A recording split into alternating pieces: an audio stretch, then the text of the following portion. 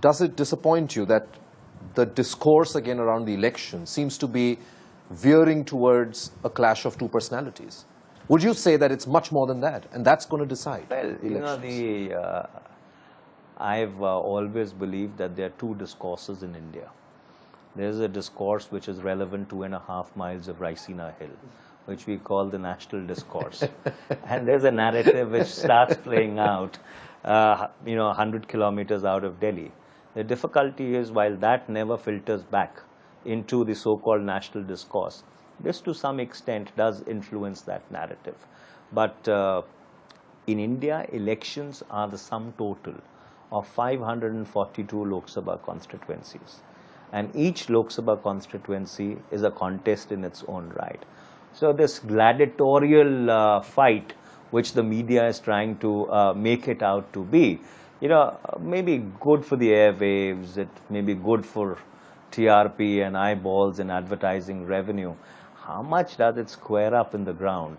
I really don't know. So what you're really saying is the whole ordinance issue that happened, the entire Telangana issue that has happened now, these are not issues which are going to decide. Telangana is a different the flip-flop is what I meant. The Telangana is a different case in point altogether. You see, when you change state boundaries, and I deliberately do not want to use the word gerrymander, because a lot of people may actually pick up on the negative connotation of the word, though it has a very positive connotation in the sense in which electoral boundaries in the United States of America are redrawn after every election.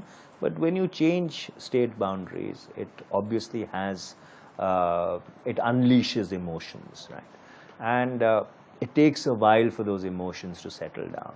So in the case of Telangana or in the case of Andhra Pradesh, we are in that phase at the moment. I think we'll have to leave it to history to judge, whether this decision is right or wrong, and not really go by the immediate electoral outcome or the emotion at this point in time. Insofar as the ordinance issue is concerned, Mr. Rahul Gandhi, he articulated with a very widespread feeling, which was there, or which has been there in people for a long time, that the electoral system needs to be fixed. And the big piece in fixing that electoral system is electoral finance, and how can we keep people who have criminal antecedents or alleged criminal antecedents, out of the politico-electoral system.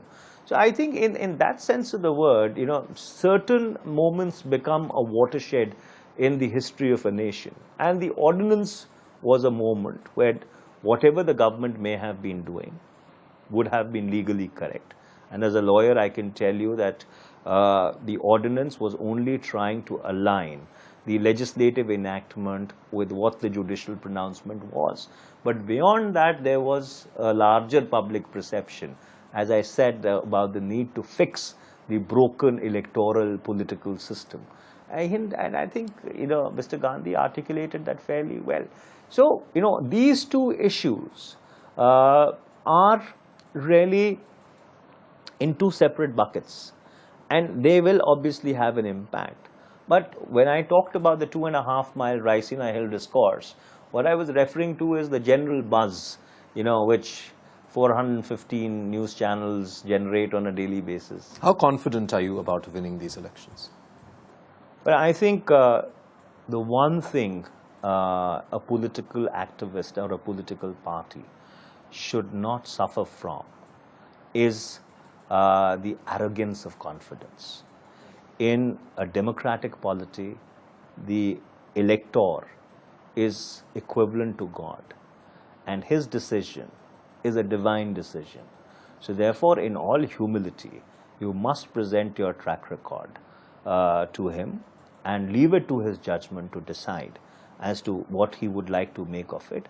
And I am, in a very quiet manner, fairly confident that the voter would judge us on the strength of our achievements and would return us to a third term.